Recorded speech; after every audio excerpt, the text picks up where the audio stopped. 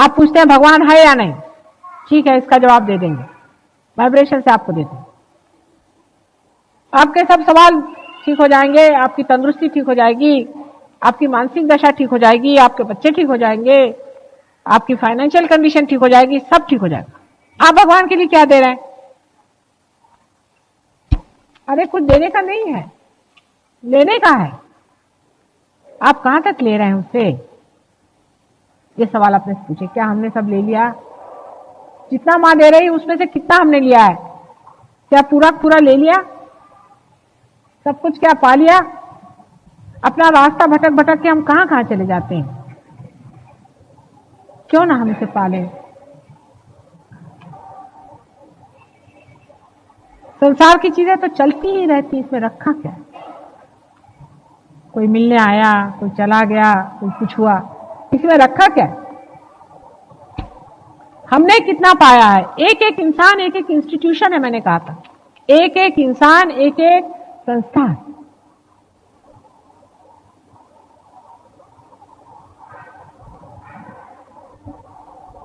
हमारे यहाँ पाटिल आते हैं, आप जानते हैं, एक छोटे से गांव से आते हैं, कालवा नाम का गांव है, छोटी सी झोपड़ी में रहते हैं। उनकी जमीन है थोड़ी बहुत। हर प्रोग्राम में आते हैं कालवा से। उनको भी खेती करनी है, उनके बच्चे हैं काफी, उनको पालना पोसना सब कुछ करना है। हर प्रोग्राम में आते हैं। अपने घर में उन्होंने लगा के रखा है कि सहयोग, माता जी निर्मला देवी का सहयोग। वहां से जितनी ट्रेन जाती है सब देखती। मैंने भी एक बार जाते देखा, मैंने कहा ये कहाँ, ये मैं यहाँ कहाँ आ गई, यहाँ कहाँ मैं विराजमान हूँ। लोगों से पूछा, मैंने कहा यहाँ किसने माता जी निर्मला देवी का सहयोग निकाला? पहले पाटिल का मकान। मैंने कहा हाँ। और धड़ाधड़ वाइब्रेशन वहां से आ।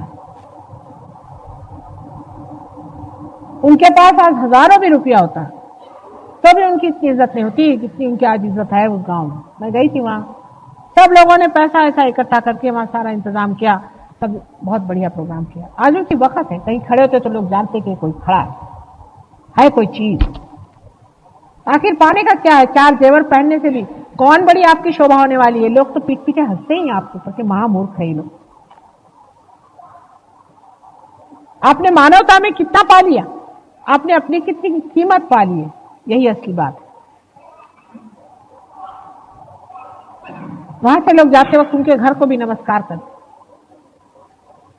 मनुष्य की पहचान उसके बाहरी में कुछ नहीं होती है, अंदर ही होती है। आपको मैं शास्त्री जी का उदाहरण देती हूँ। शास्त्री जी बहुत थोड़े समय के लिए जीवित रहे और जब उनकी मृत्यु हुई तो उनके अर्थी को लेकर के हम सभी लोग गए थे, मैं भी थी उसी में।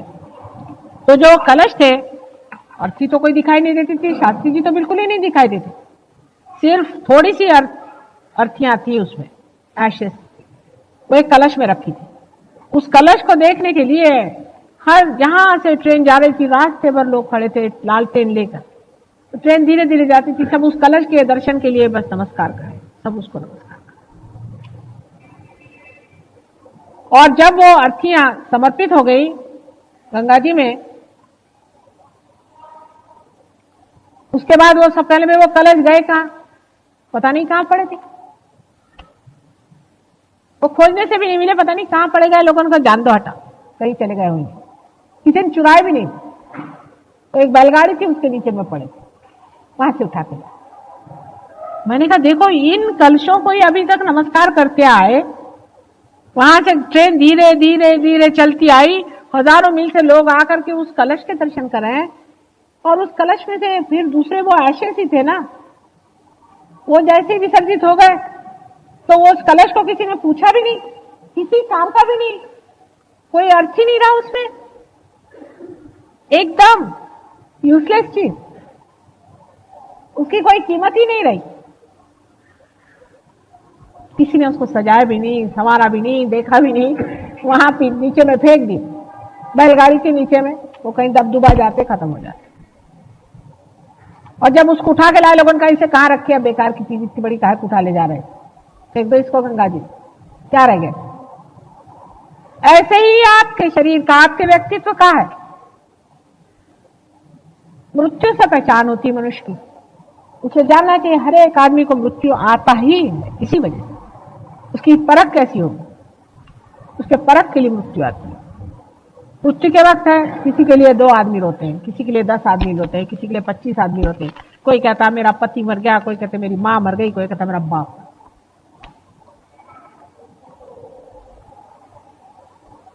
लेकिन कोई कोई लोग ऐसे होते हैं कि जब मर जाते हैं तो जहां उनकी अर्थियां गड़ती हैं वहां से सुगंध की लहरें बहती रहती। उसके पास से आप गुजर जाओ तो कहते हाँ किसके पास आ। मैं कश्मीर में गई थी, आश्चर्य की बात है, तो हमारी मोटर चली जा रही थी। मैंने कहा रोको रोको रोको रोको, यहाँ किसकी समाधि? कहले समाधि नहीं है, मोहम्मद साहब का एक बाल रखा हुआ है यहाँ पे, इसको एक बाल कहते हैं। उसी को मैंने नमस्कार किया। एक बाल उनका वहां रखा हुआ, उससे ऐसे वाइब्रेशन चारों तरफ। मैं कहा और नहीं तो हम हैं किस चीज? हमारी कीमत ही क्या है? और जब ये दीप जल गया है, हमारे अंदर ये प्रकाश आ गया है, तो उसकी तो इज्जत करो, उसको तो संभालो, उसको तो अपना। ये सोचने समझने की बात यही है।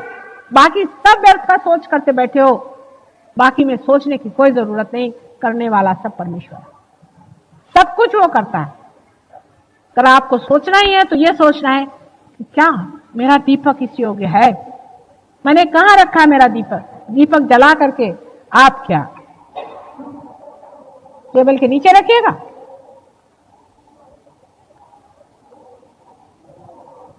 ये कौन सा तरीका? इसका मापदंड अपने और ले लेना चाहिए। इसको सोच लेना चाहिए कि हमने अपनी मानवता कहां तक जगाई, उसको कितना हमने मैनिफेस्ट किया है, कितना हमारे मानवता का प्रकाश फैला है। दुनिया क्या कहती है हमारे लिए?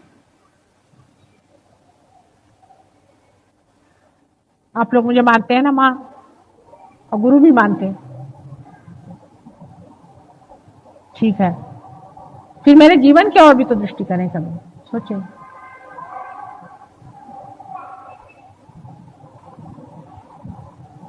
हजारों वर्षों की तपस्या के बाद हम मनुष्य हुए, हजारों वर्षों के बाद,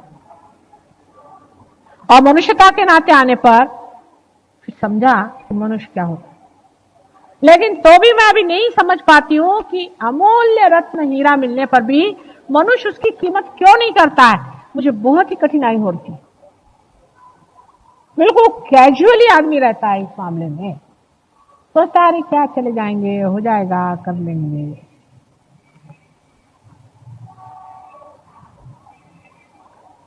कारण यह है, हीरे का मूल्य आप बाजार में जाके पूछ सकते हैं, इसके लिए कोई बाजार नहीं।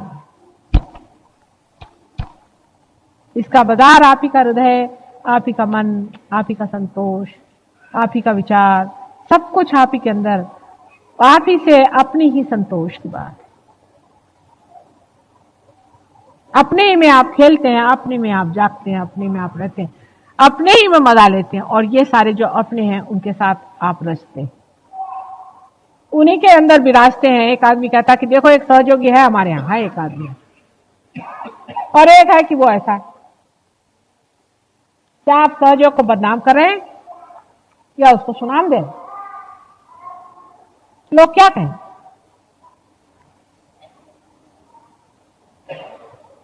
ध्यान में गहरा उतरना आना चाहिए। गहरा उतरने से नहीं होता, इसको फैलाना पड़ेगा। अगर आपने फैला नहीं तो परमात्मा आपसे पूछेंगे कि आपका दीप किस लिए जलाया था? कि आप अपने संसारिक भावसागर में घुस के फिर से बुझ जाओ, इसलिए आपका दीप जलाया था क्या माने? आप किस लिए मां के पास गए थे? जागृति क्यों करने के लिए गए थे? किस वजह से?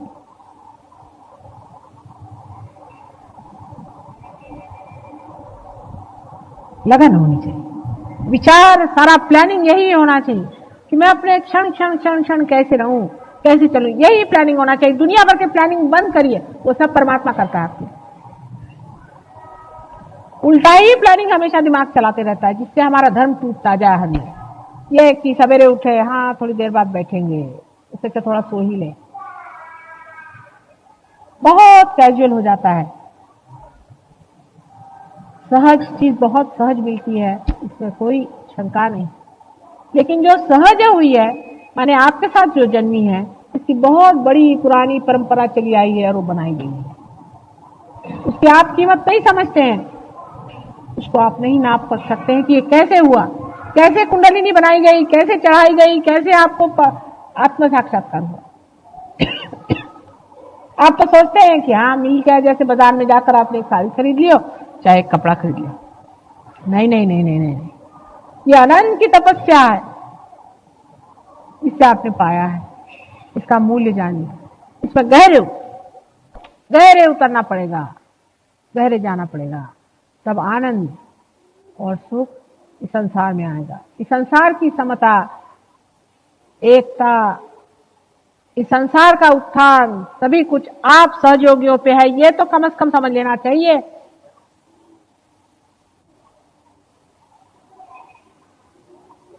इसकी जिम्मेदारी समझ करके आगे बढ़ना चाहिए।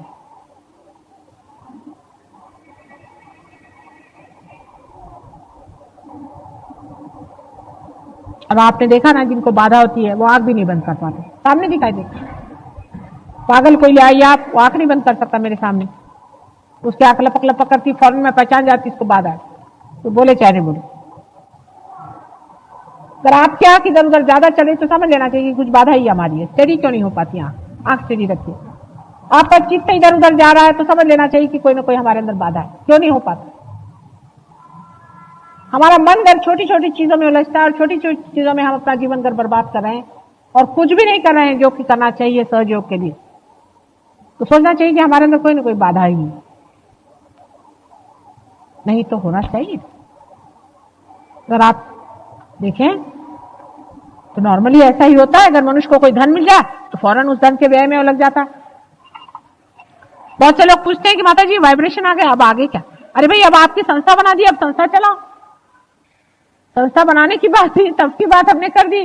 संस्था बनाने को तो बना दी आपकी संस्था, अब आगे चलाओ। आप संस्था खोलो अपनी और उसको चलाओ। कोई कहेगा कि लो भारतीय विद्या भवन बना दिया, अब आगे क्या? अब इसको चलाना है कि नहीं चलाना? जिस चीज के लिए बनाया वो तो करो। इसलिए बनाया कि दूसरों को प्रकाश दे, दूसरों में प्रकाश भरे, इसलिए आपकी संस्था बनाए। अब आप कर रहे हैं क्या ये काम?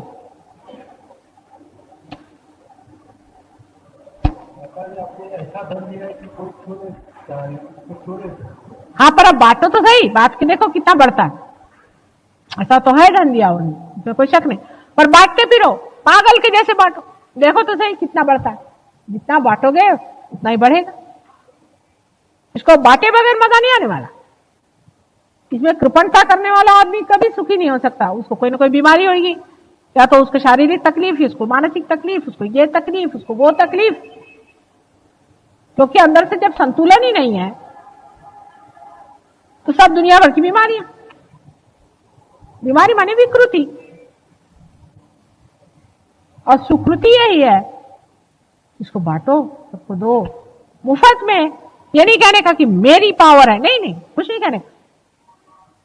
सिर्फ कहने का मेरे अंदर से बह रहा, भाई ले लो, तुम भी ले लो, तुम भी ले लो। अपने आप फड़के देखिए, मैंने इनका बार बार उदाहरण दिया। क्या है, एक टीचर है बेचारे, जब उनको मौका मिलता है, जहां मौका मिलता है, जिस परिस्थिति में,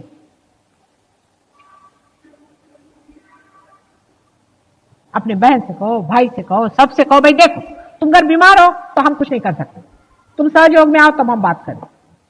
कोई आपके दोस्त है, मिलने आते, खाने पीने में हजारों रुपया आप खर्चा करते, लोगों को शराब पिलाने में हजारों रुपया आप खर्चा करते। भाई थोड़ा सा वाइब्रेशन भी खर्चा करो। ये कहने में क्या जाता है कि हमारी माताजी कहती कि शराब पीना बुरी बात है, शराब मत पीना। यहां तो सहयोग में आते हैं और घर में शराब पिलाते हैं।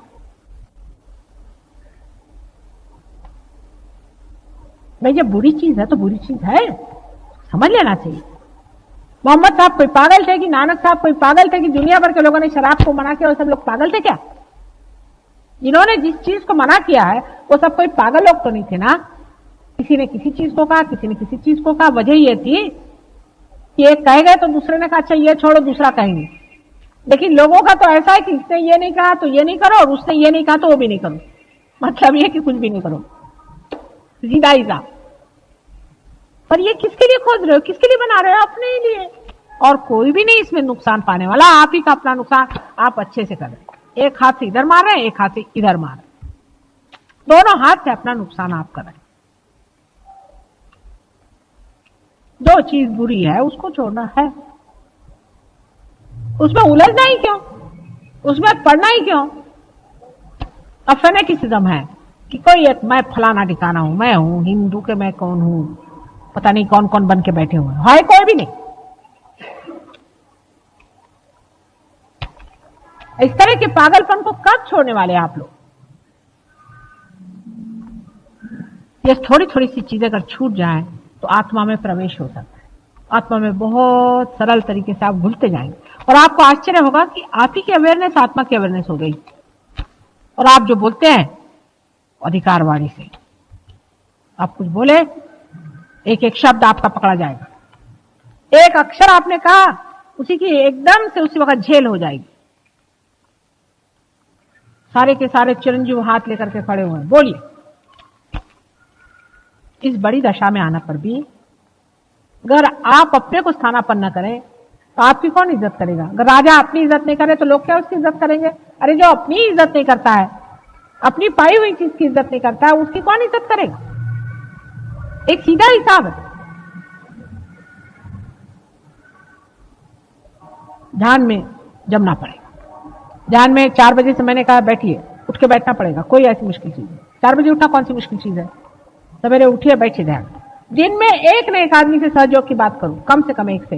मतलब घर गृहस्थी की जो चक्की चूल्ही में औरतें उनको कह रही हूं, बाकी औरतों को तो जो मिले उससे करो, क्या हर्ज है?